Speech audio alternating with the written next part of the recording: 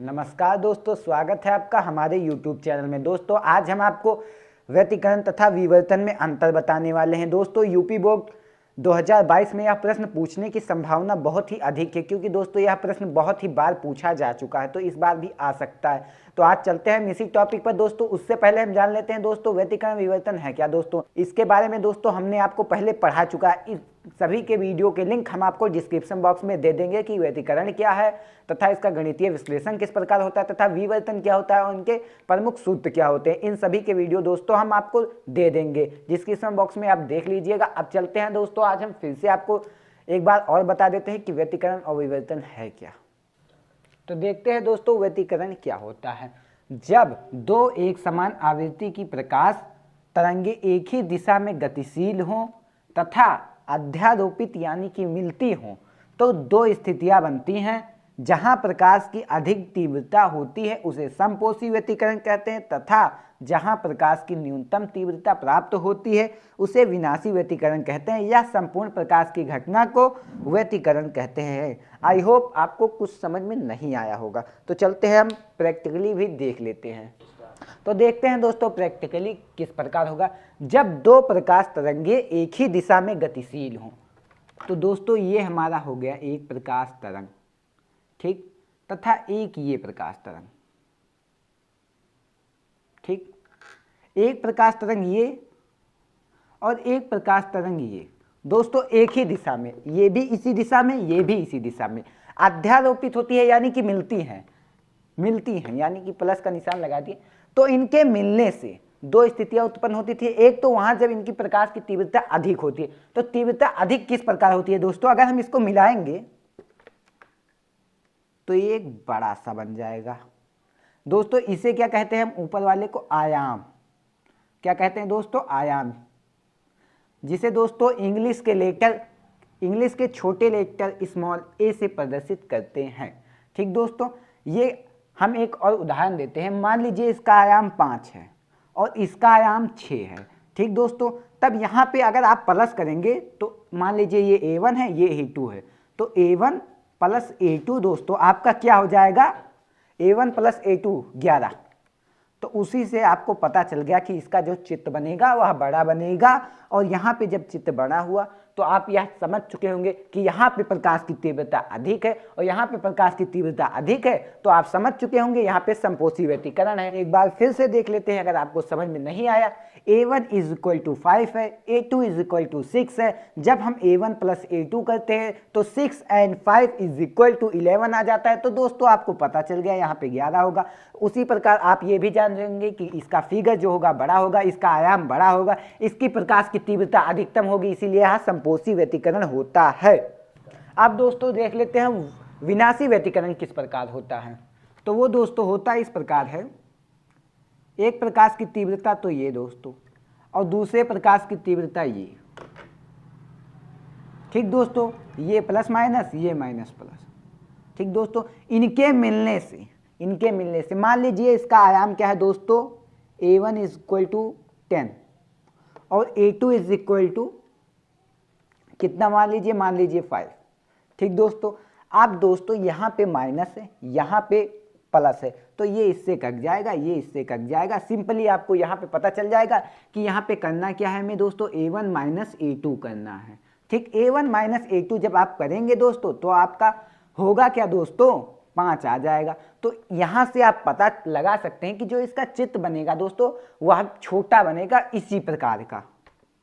तो आप चित्र बनेगा वो छोटा सा इस प्रकार बन जाएगा, यहाँ पे प्लस, यहाँ पे माइनस। और आयाम दोस्तों तो आपको पता ही है, A बराबर हमारा 5 आ गया। तो यहाँ पे दोस्तों आपने देखा कि जो आयाम होता है दोस्तों वो क्या हो गया, कम हो गया। यहाँ पे प्रकाश की तीव्रता जो है दोस्तों वो भी कम है। प्रकाश की तीव्रता जहाँ न्यूनतम होती है, कम होती है, वहां पे क्या होता है दोस्तों, विनाशी व्यतिकरण।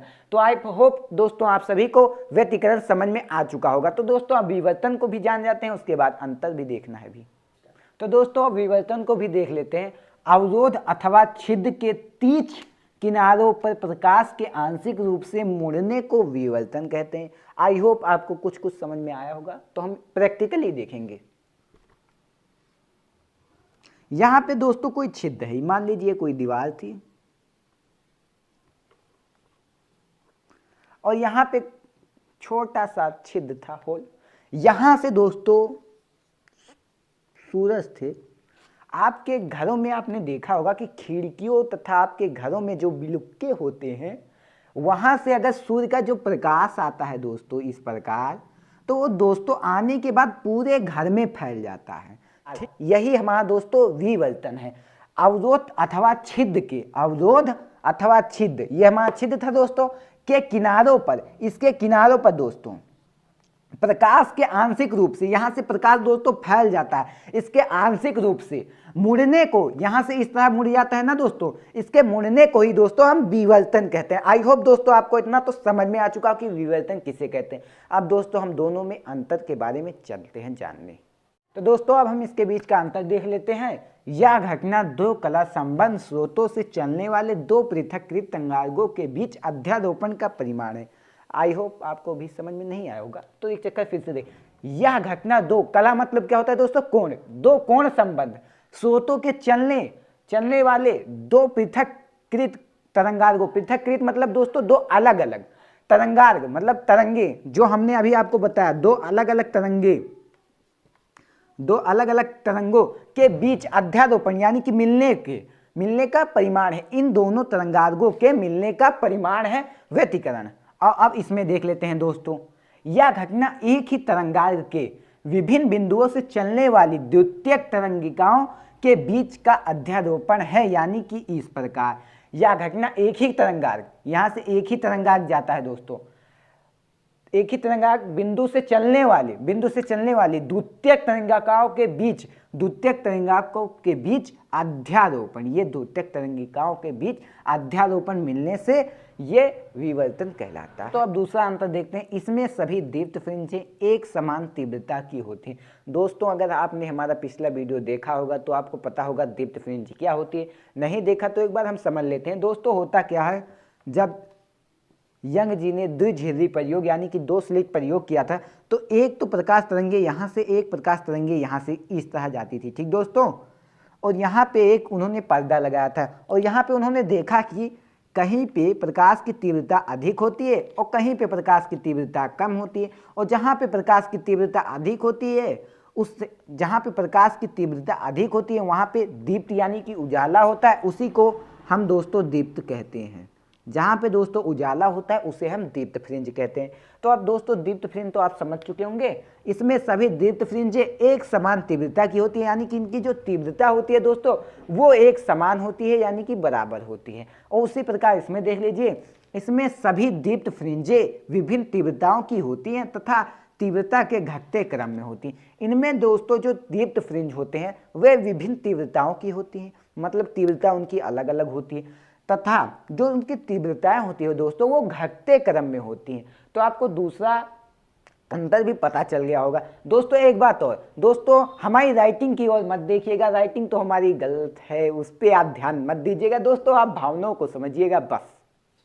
तो दोस्तों अब हम इसका तीसरा अंतर देखते हैं। दोस्तों इसमें सभी फ्रिंजें समान चौड़ाई की होती हैं। तो फ्रिंज का मतलब भी हमने आपको बताया, जब यंग जी ने प्रयोग किया तो पर्दे पे कहीं रोशनी अधिक थी तो कहीं रोशनी दोस्तों कम थी। तो ये जो रोशनी कम और अधिक थी, इनकी जो बीच की चौड़ाई थी ये इतनी, इसी को दोस्तों हम फ्रिंज कहते हैं। तो दोस्तों ये जो फ्रिंज थी ना दोस्तों वो समान चौड़ाई की थी, इनकी चौड़ाई समान यानी कि बराबर थी। तो इतना तो आपको समझ में आ चुका होगा। उसी प्रकार इसमें जो थी दोस्तों, इसमें जो फ्रिंज बनती थी उसकी चौड़ाई जो होती है दोस्तों समान नहीं थी, यानी कि बराबर नहीं थी, इसकी चौड़ाई बराबर नहीं थी। तो 3 नंबर आई होप आपको समझ में आ चुका होगा। अब चलते हैं 4 नंबर की ओर। तो अब चौथा अंतर देखते हैं। इसमें निम्निष्ठ प्रायः पूर्णतया अंधकारमय होते हैं। समझ में तो अभी आपके नहीं आया होगा, एक बार फिर से देखते हैं, आपकी समझ में आ जाएगा।